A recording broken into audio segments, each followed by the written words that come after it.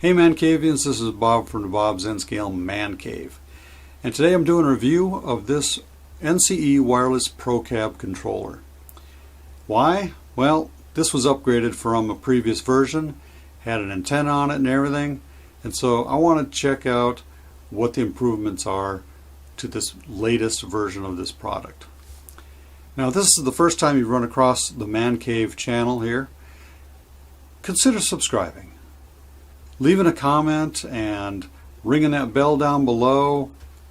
Tell me what you like, what you didn't like. You know, and come back for more for future videos. So, with that, let's get started.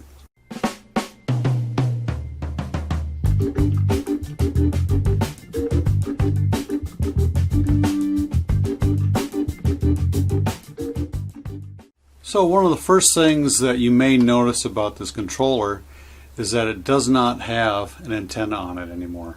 Well, they basically have changed electronics on the inside, and the antenna is now a sort of like a remote control car that has just a wire antenna that flops around in the wind or whatever. Well, that's now run through the inside of this controller, and they just taped off the top here where the hole was to keep the dust and dirt out. But the one thing that makes you jump out and see that this is an upgraded cab is that it just has the red light on top and no antenna. And that's really the only way to tell by just looking at it. Now there's a version number on here that when you have it powered up will tell you the version of the cab, and basically the software that you have installed. Turning on the cab comes up and this is version 1.5B as your version. So that's one way to tell whether or not you have an upgraded software on your PROCAB. So what does that do for you? Well, based on what I was reading on this, is that version 1.5B has extended range and better control of your trains, because before the signal was really degraded, blocked. It wouldn't communicate very well through walls, or the distance would go really down because the antenna on the receiver was only half duplex, and so it just didn't give a good range. You had to be line of sight mostly just to use it. Now with this version here, everything is upgraded, better range, better control of your trains, and another good thing is your batteries aren't going to run out. The previous version, the batteries would stay on, the cab would stay on. Even though you had turned it off, the batteries are still running down inside the back, and that would promote more corrosion on the inside and so forth. With this now, there's a way to shut off the batteries completely so it doesn't sit there and keep the thing on, and so it's like having an actual toggle switch on the outside of this. So what I'm going to look at is how far I can get away from my receiver. Now I'm inside at my house. I've got 3 bedrooms. I've got a living room, a kitchen, and a dining room. From the receiver to the other end of the house, the farthest way away I can go is 70 feet. So I'm going to take a look and see how far I can go with this. I'm even going to probably take it outside. Well, since I can't really see the trains from outside, the only way to really tell is this light up here is blinking. I don't know if you can see that. Yep.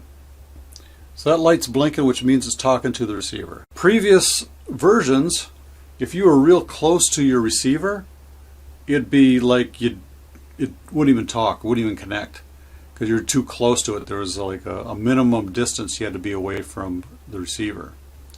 So let's go take a look at where my receiver is and how I've got it set up. So I need to buy a new cord, so I'm using one of the telephone type cords coming out of the back of the UTP, and that UTP is connected to another UTP over there, and then all the way back to the booster and the main unit right there. So I've got my receiver right here, and where's that receiver? Well, it's on a filing cabinet right now because it's just hanging there, but it's central to this room and most of the area that I'm at, and it's right underneath my turntable roundhouse. I'm going to power on my controller. We're going to see how far away I can get from my receiver before it dies. So this is about 7 feet. Going down the hallway. This is about 22 feet. Go through the kitchen. We're about 30 feet. 40 feet. 50 feet.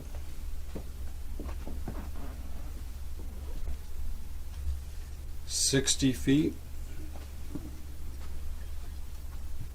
And about right here at about 65, 70 feet away. And that signal is still strong, and it's going through my body. Well, it's almost going through my body right here. So it's through me, through all the kitchen, the stairwell, all the way back to the bedrooms. And this is the end of my layout right up here.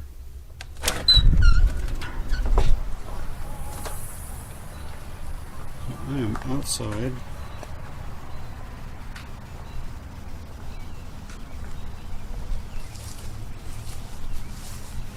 And I'm starting to lose signal right about here.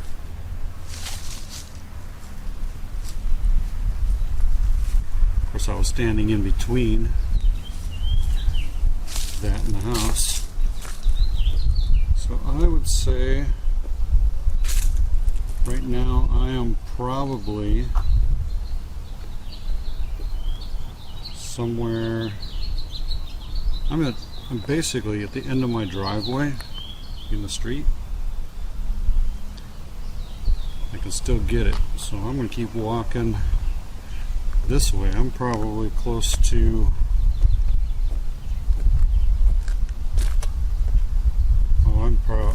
I'm definitely over about 100 feet from the house.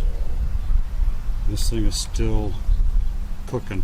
It's going through brick walls, everything. I'm at the corner of my yard, and I still have signal. This is pretty darn amazing. Okay, right in that corner is the office. And I still have a flashing light. And I'm across the street.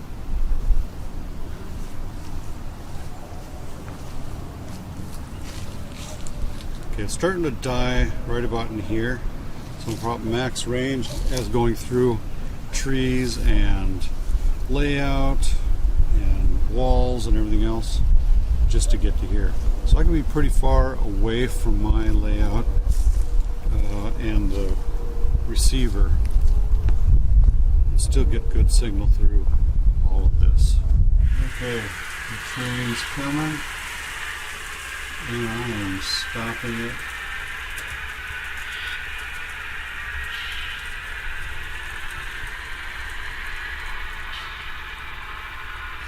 Okay, I stopped it. Now I'm going to go downstairs, just below where I'm at, which is the complete opposite, and through a floor and everything else to see if I can start this train up. Okay, I've started the train. 40 speed steps. I came upstairs and the train is moving at 40 speed steps. Okay, let's see the responsiveness of this controller. I am going to press the horn whistle right now.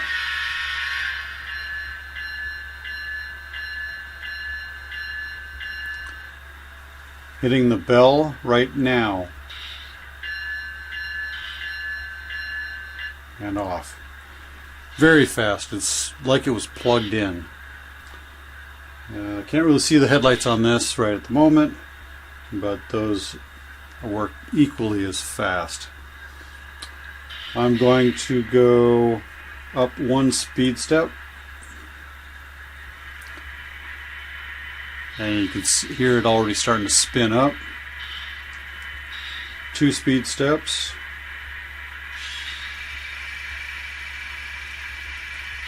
And back to 0. I mean, it's very fast. It does exactly what I want it to do when I want it to happen. Just like if I was plugged in. Sure, there's slight delays every once in a while when you're maybe programming a loco.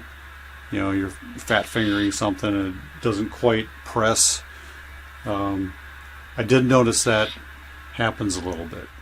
Okay, to turn this thing off, the controller, all you got to do is press this expansion button right here.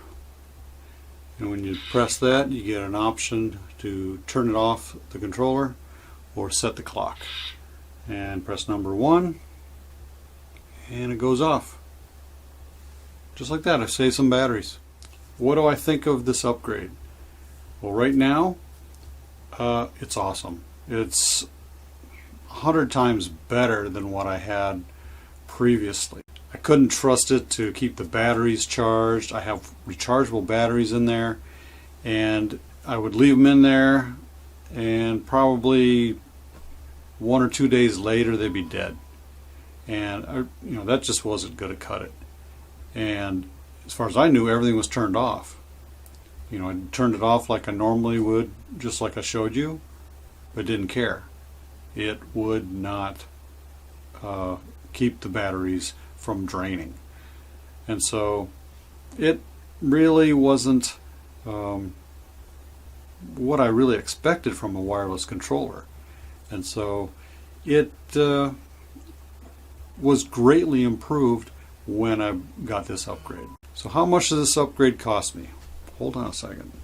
So my receipt from NCE on what the PROCAB-R,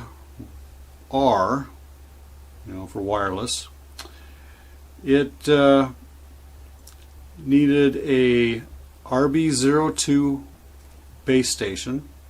That's your receiver. When they tested it out, it said it had an outdated wireless radio firmware version 1.4.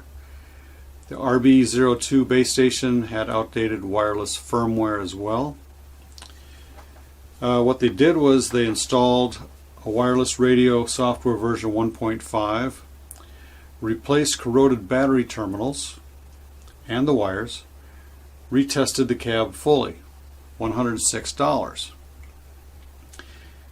Now that's a little bit confusing there because they did a lot of extra work.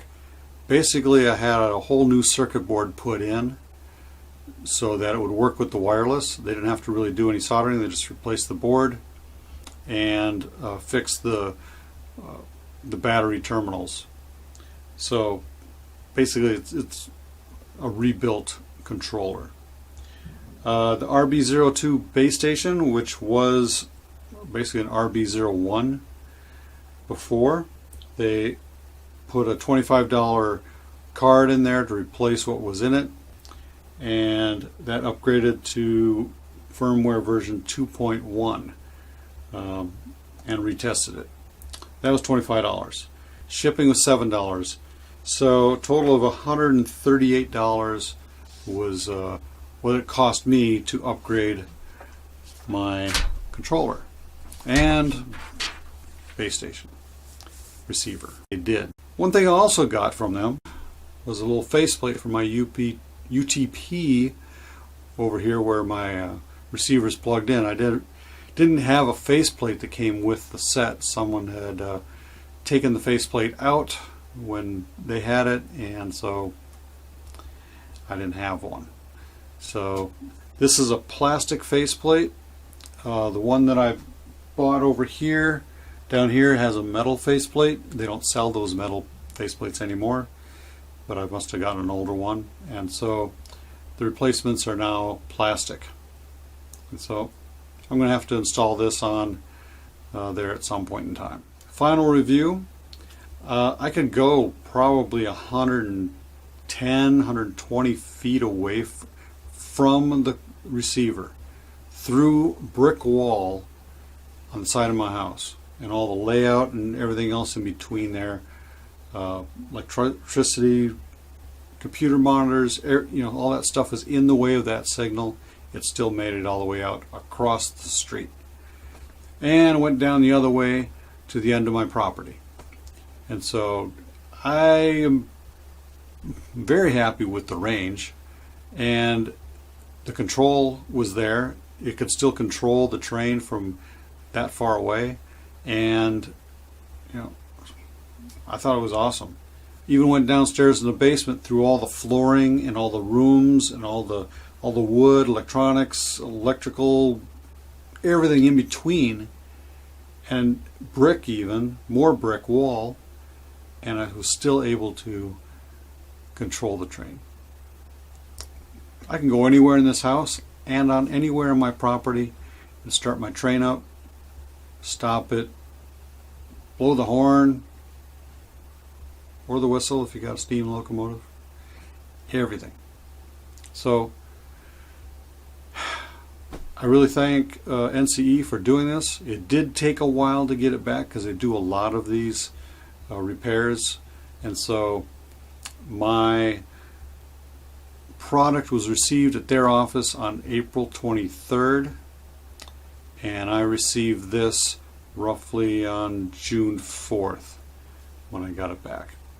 So it took about 6-7 weeks to get it all done, but well worth the wait, I do admit. It saved me $279 for a whole new controller just to get something that worked, and that was just the controller and not even the base station that I would talk to. So very happy with my upgrade, and well worth the money. Although I wish I'd bought the whole set already upgraded and everything else, but that's another story. I've had this set for a little while now, a few years, probably 5 years now. So it was time to upgrade it.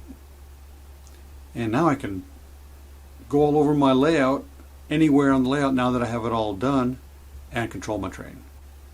No problems. So if you like what you saw here on this video, give me a thumbs up, ring that bell down there for more videos, notifications, and maybe even consider subscribing. As always, ManCavians, happy model railroading. Stay off those tracks. Bye.